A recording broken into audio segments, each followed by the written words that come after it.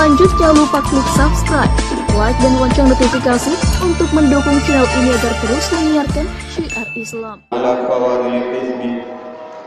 Ilaihi narju taufiq wa natubu ilaihi minas syiqaqi wan nifaq la yujbiruhu man syakar wa la yumnihi kufru man kafar Dul arsil majid fa'alul lima yurid an'ama alaina bi anwa'in ni'am wa lataifil ihsan wa qaddalana bi ta'limil ilmi wal bayan Salatan wa salaman daimaini mutalazimaini ala nuril anwar wa sirril asrar wa tiryaqil aghyar wa miftah babil yasar an-nabiyul mukhtar qad qama bi israjil bashar minad dulmi wal qasawah ilal musawah wal hidayah.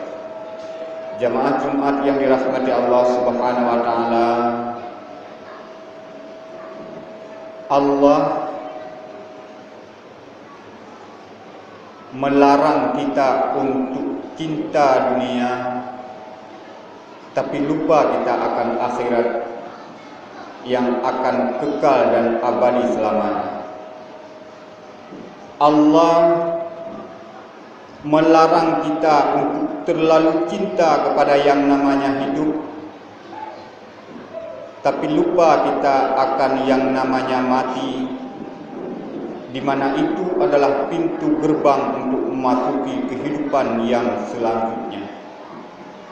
Allah melarang kita untuk cinta kepada harta, tapi lupa akan pertanggungjawaban dari harta itu. Allah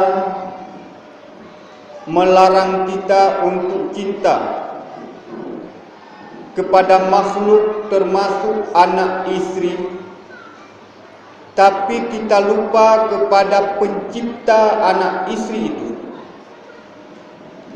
Allah melarang kita untuk cinta berbuat dosa, tapi lupa kita untuk bertaubat dari dosa itu. Allah melarang kita untuk terlalu cinta tempat yang baik, mewah, fasilitas yang nyaman di dunia, tapi lupa akan fasilitas setelah mati, mulai kubur sampai ke akhirat kelak. Jamaah Jumat yang dirahmati Allah Subhanahu wa taala, dari cinta dan larangan itu, Syekh Ismail melahirkan beberapa keheranannya kepada kelompok manusia. Pertama, golongan manusia mereka yang mana golongan itu kebanyakan mereka yakin bahwa setelah mati dia akan menjalani hidup buat selamanya sendiri, tapi dia sibuk dengan berjinak-jinak hati di dunia ini. Jamaah Jumat yang dirahmati Allah Subhanahu wa taala, itu golongan yang diherankan oleh Syekh Ismail pertama. Di dunia ini tanpa kita undang, yang namanya sahabat, kerabat, taulan, itu dia akan datang. Di batalion kita di sana banyak kawan. Batalion sana kita juga cukup banyak kawan. Kodim PD Jaya di sana banyak kawan. Kodim PD di sana banyak kawan. Kodim Bener Meriah, Aceh Tengah, Tamiang, Blangkejren, Kota Losmawe, Aceh Utara, Kota Langsa, Aceh Timur. Di mana-mana kita punya banyak kawan tanpa sengaja. Kawan itu datang secara pelan-pelan, dan di mana mereka akan pisah dengan kita pada waktu, tanggal, dan hari yang belum tertentu. Tapi itu pasti. Kerabat, tetangga di samping rumah, tanpa kita undang dia akan datang. Yakin itu. Di mana-mana warung kopi, tanpa sengaja sambil bincang-bincang saja dia akan menjadi sahabat, dia akan menjadi kawan, dia akan menjadi bagian daripada orang-orang yang terkadang peduli dengan kita. Jamaah Jumat yang dirahmati Allah Subhanahu wa taala, dia tahu, yakin itu, bahwa kehidupan dunia ini penuh dengan sahabat, taulan, anak, istri, kerabat dan sebagainya. Tanpa diminta, tanpa diundang, tanpa sengaja, mereka akan datang perlahan-lahan sampai ribuan jadi sahabatnya. Dia yakini itu, bahwa mereka akan datang di dunia ini. Dia yakini bahwa di dunia ini tanpa dia pentingkan, mereka terkadang merasa penting kepada kita, dia akan datang bersahabat dengan kita. Tapi justru itu yang dia buat. Justru itu yang semakin dia cari. Padahal setelah matinya dia yakin dia akan hidup sendiri. Jangankan mereka yang kenal di warung kopi, jangankan mereka yang sebagai sahabat di Kodim Melabuh sana, jangankan mereka yang hanya kenal sebatas sapaan, di mana, siapa nama, di mana tinggal, di mana kawin. Anak akan pisah dengan istri, akan pisah dengan adik kakak, akan pisah dengan orang tua, akan pisah. Justru itu yang lupa dia. Justru itu yang lupa dia, bahwa dia akan menjalani hidup sendiri di sana. Itu yang sama sekali dia tidak peduli. Tapi dengan sahabat di dunia yang justru tidak butuh untuk dicari, itu yang dia cari. Tidak butuh untuk dirangkul, itu yang dia rangkul. Tidak butuh untuk diuangkan untuk datang, itu yang dia buru. Tapi untuk sahabat ke sana yang dia harus beli, dia tidak mau beli. Sahabat ke sana yang dia harus usaha, itu yang tidak mau diusaha. Sahabat ke sana yang dia harus berkorban, memberikan umurnya, memberikan usianya untuk ke sana. Justru itu yang dia tidak mau.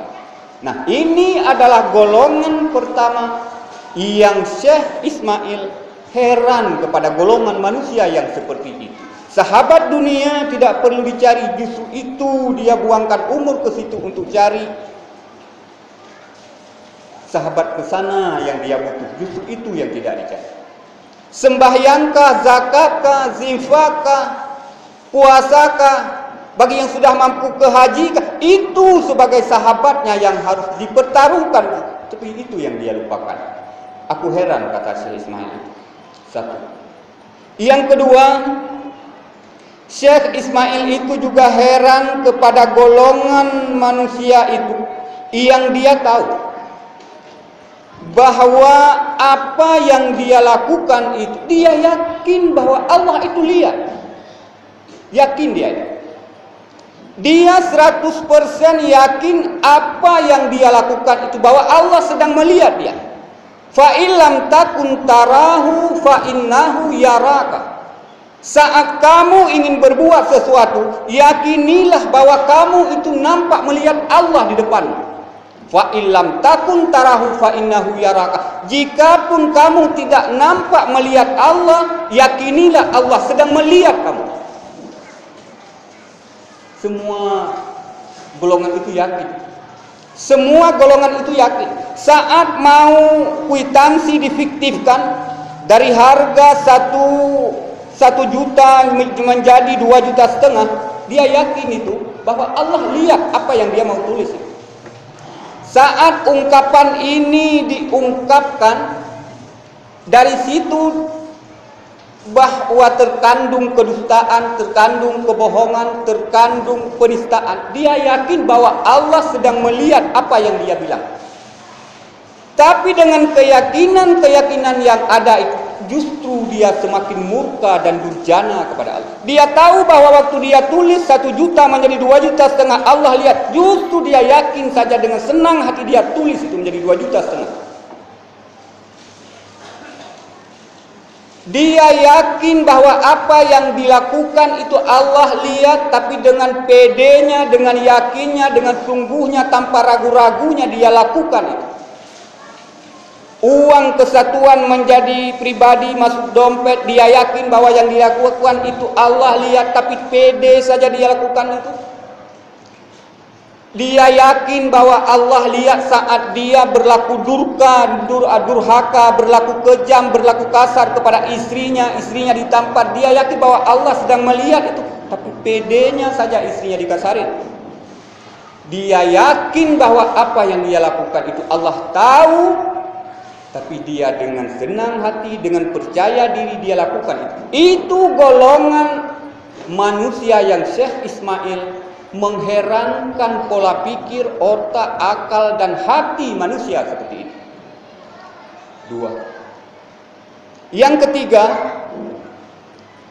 dia heran kepada golongan manusia yang dia terus saja berlomba mensucikan zahirnya, tapi dia lupa untuk batin.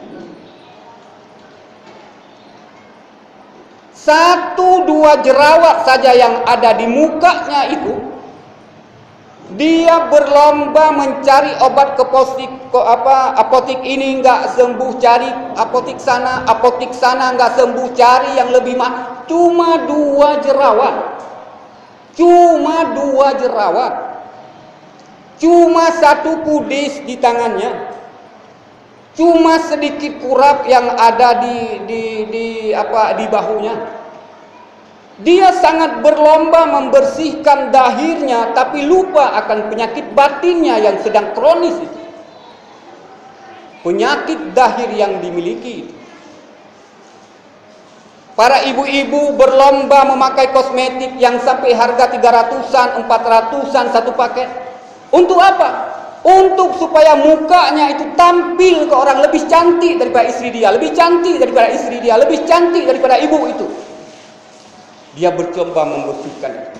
Kita bapak-bapak kalau enggak pakai baju harga 300 ke atas enggak pede. Kita bapak kalau enggak pakai sepatu harga 400 ke atas enggak percaya diri pergi ke pesta. Kita bapak-bapak kalau enggak pakai HP Samsung rasa rendah. Kita bapak-bapak kalau pakai mobil harga 100 ke bawah malas ikut beramai-ramai. Itulah penyakit dahir ini, penyakit dahir pada tubuh kita dan pada pola pikir kita yang membentuk. Itu yang diherankan oleh Syekh Ismail. Itu yang diherankan oleh Syekh Ismail. Dengan memburu itu penyakit itu semua, kita lupa untuk membersihkan penyakit batin yang sesungguhnya. Kalau penyakit dahir yang ada, tidak ada yang mampu, tidak sembuh di Aceh, ke Bandung dia cari obat. Ke Bandung juga tidak berhasil, ke Singapura dia terbang ke sana. Obat dari Singapura tidak sembuh, dari Australia diimpor obatnya. Bagaimana agar supaya penyakit batin yang sedang dimiliki itu bisa sembuh? Kanker yang sedang dirasakan itu hal ini terasa sembuh secepatnya. Cuci darah itu jangan hari, jangan lagi. Tapi hatinya yang kanker. Penyakit batin yang dimiliki takabur, angkuh, iri, hasud, cemburu berlebihan, dan lain sebagainya. Ria, dengan harta, ria dengan ibadah, ria dengan apa yang kita miliki. Itu penyakit batin yang kankernya itu lebih bahaya daripada kanker payudara. Kankernya itu lebih bahaya daripada kankernya kelamin. Kankernya itu lebih bahaya daripada kanker jantung. Kankernya itu lebih bahaya daripada kanker otak. Maka Syekh Ismail heran kepada golongan-golongan itu. Dia memburu untuk membersihkan, memperindah, mempercantik dahirnya itu, mempercantik mobil, mempercantik baju, mempercantik rumah, mempercantik kendaraan dan lain sebagainya, mempercantik kulitnya. Tapi rianya sudah kronis, tapi angkuhnya sedang kronis, tapi sombongnya sedang kronis, dan sebagainya. Golongan itu Syekh Ismail heran kepada manusia yang semacam itu. 3. Yang keempat, Syekh Ismail heran kepada golongan manusia yang dia sibuk saja mencari aib orang lain, tapi dia itu lupa dengan aib yang dimiliki sendiri. Menghadapi Pilpres 2019 Jokowi Prabowo, kita lihat perkembangan apa yang sedang terjadi. Industri entertainment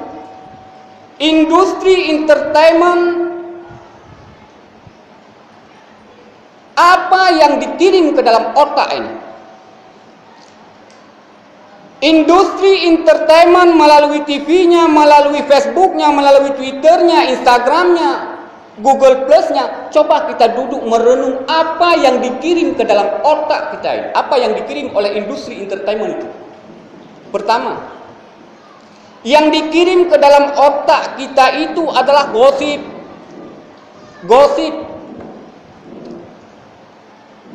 Kelompok tim sukses Prabowo bingung mencari di mana kekurangan Jokowi. Akhirnya diedit, disetting, ditebarkan. Kita sebagai orang yang menjadi pengamat, kita cukup mengamati. Jangan kita jadi pemain di gosip itu. Siapa yang tebarkan gosip mencari kekurangan Jokowi, tentu dia itu tim sukses Prabowo atau pecinta Prabowo atau sekutunya.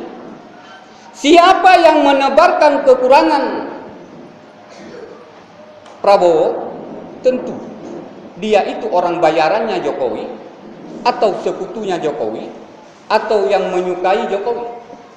Siapa yang menebarkan kelebihan Prabowo, tentu dia itu tim suksesnya, sekutunya atau pecintanya. Siapa yang menebarkan kelebihan Jokowi, tentu dia itu juga ianya. Nah, posisi kita hari ini di mana? Posisi kita kalau itu gosip itu kita pedulikan.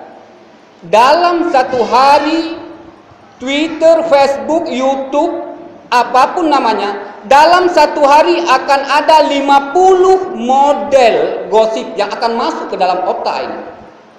50 model gosip akan masuk dalam otak ini dalam satu hari. YouTube menceritakan begini, Facebook menceritakan begitu. Urusan anak istri kita di rumah banyak yang enggak lurus. Urusan anak di rumah, SPP, sekolah belum bayar. Urusan istri di rumah belum tuntas. Sementara dalam otak kita penuh dengan gosip-gosip. Pemerintah, gosip pemerintah. Pemerintah, gosip artis. Artis, gosip pemerintah. Itu aja yang masuk ke dalam otak ini.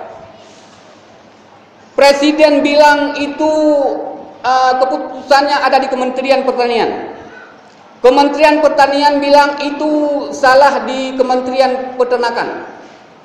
Kementerian Peternakan kasih penjelasan itu kelalaiannya ada di Kementerian Pertanahan. Apa yang masuk dalam otak kita kalau gosip-gosip ini terus kita ikuti? Jamaah Jumat yang dirahmati Allah Subhanahu wa taala. Maka industri entertainment yang pertama diimpor dalam otak ini adalah gosip dan gosip itu saja. Maka kalau kita ini terus kita ikuti inilah yang akan terjadi. Urusan anak istri, sepatu sekolah sudah pada robek, nggak terperhatikan.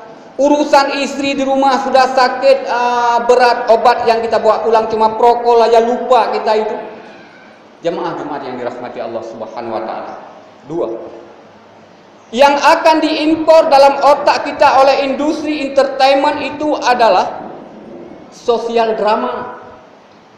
Sosial drama. Menghadapi Pilpres 2019 ini Prabowo Jokowi, kita lihat bagaimana drama yang dimainkan oleh Prabowo, bagaimana drama yang dimainkan oleh Jokowi, bagaimana drama yang dimainkan oleh tim ses kubu sana dan kubu sini. Dimensi yang banyak itu membuat kita jadi bingung, membuat pola pikir kita ini berantakan. Mereka sudah men-setting memang sedemikian rupa. Para pemain drama itu sudah men-setting sedemikian rupa supaya kita yang nonton itu jadi penasaran, jadi suka, lagi-lagi sedih. Bagaimana ini kita setting supaya ada kejutan, lagi-lagi senang. Bagaimana ini kita setting supaya ada sedih.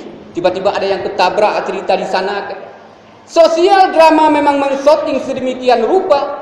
Di situ berasnya, di situ jajan untuk anaknya, mereka di situ beras untuk orang tua ke rumahnya, mereka di situ rupiah untuk dompetnya, mereka dari situ beli mobil, mereka dari situ buat rumah, mereka dari situ naik haji. Itu yang mereka dapat dari sosial drama ini. Kalau kita perturutkan sosial drama ini secara terus-menerus, bayangkan apa yang kita dapat dari sosial drama ini. Apa yang kita dapat dari sosial drama yang mereka mainkan itu. Dan inilah impor yang ada dari dunia industri entertainment yang selama ini dikirim ke otak dan hati kita melalui Facebooknya dan sebagainya. Jamaah Jumat yang dirahmati Allah Subhanahu wa Ta'ala. Yang ketiga, yang dikirim oleh dunia entertainment, industri entertainment itu dalam otak kita setiap hari, per detik, per menit itu adalah negatif news. Berita-berita negatif. Yang ada menceritakan di situ bahwa akun punya pendukung Prabowo menjelekkan Jokowi. Akun punya pendukung Jokowi menjelekkan Prabowo. Akun tim suksesnya menjelekkan itu dan sana sini.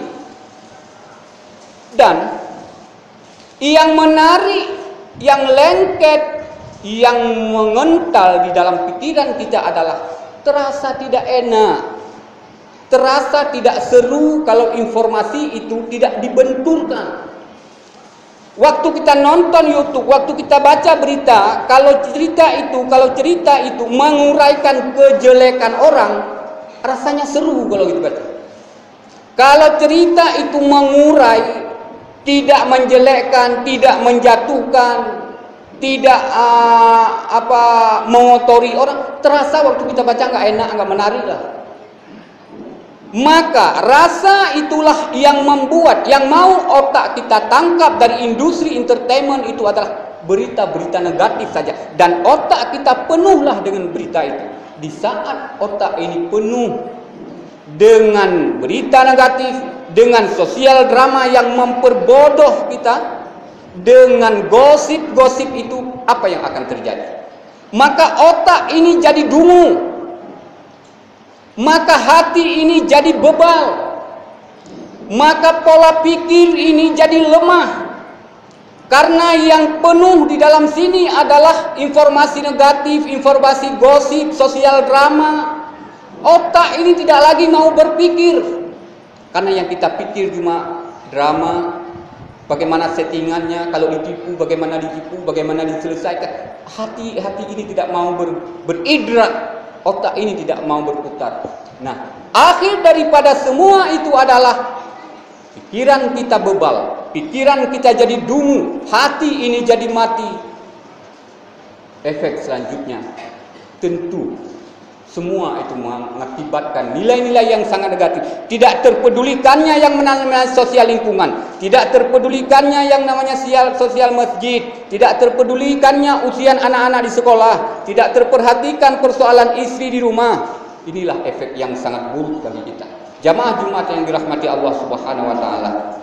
Lalu apa solusi? Apa solusi?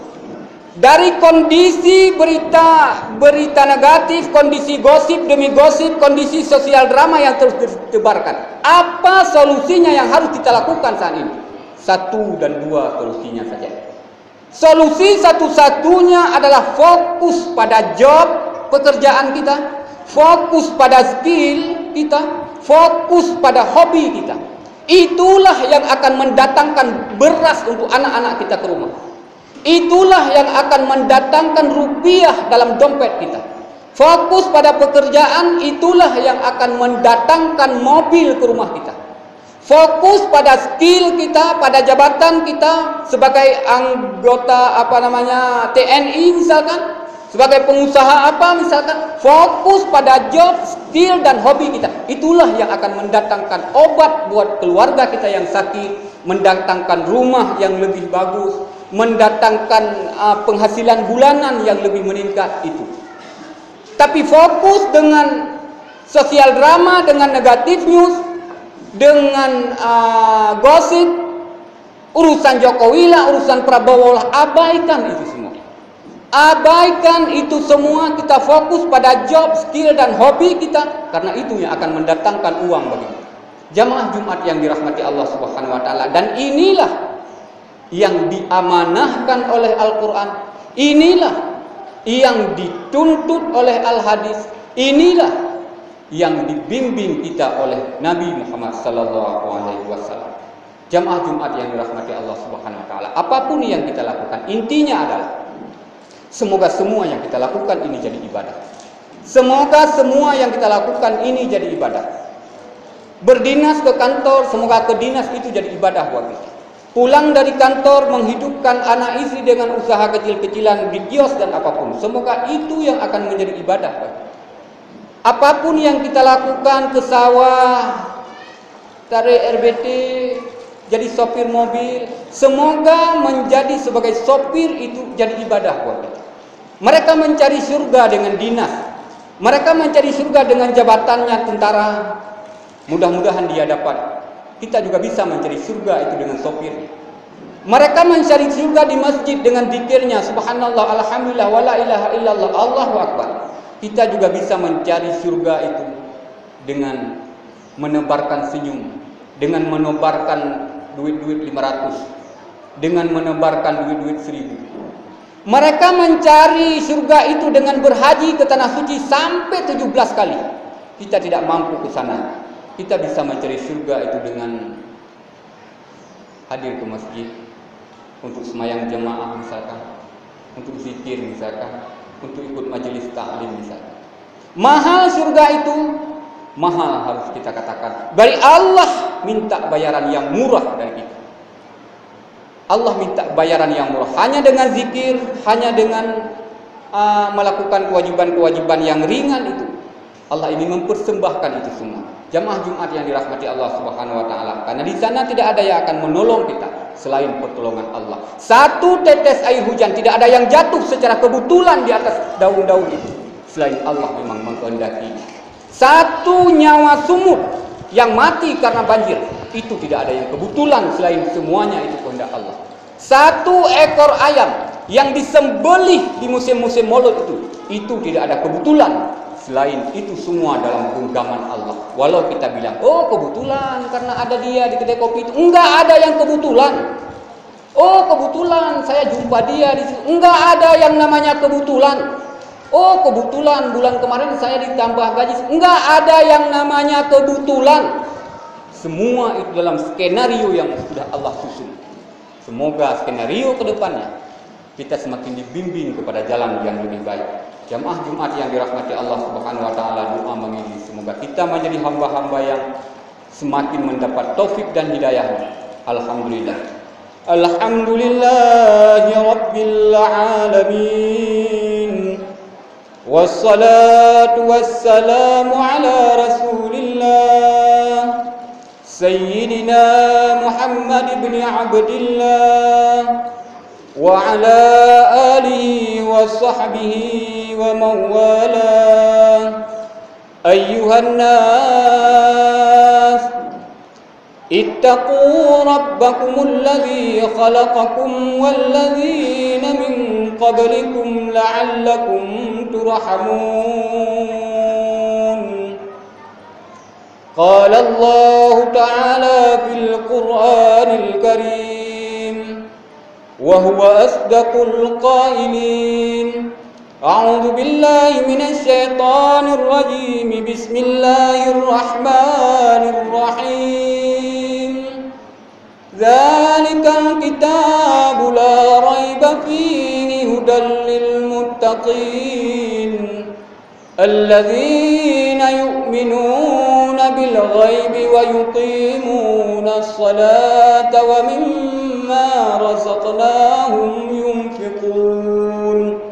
بارك الله لي ولكم بالقرآن العظيم ونفعني وإياكم بما فيه من الآيات والذكر الحكيم وتقبل مني ومنكم تلاوته إنه هو السميع العليم. اللهم اهدنا فيمن هديت وعافنا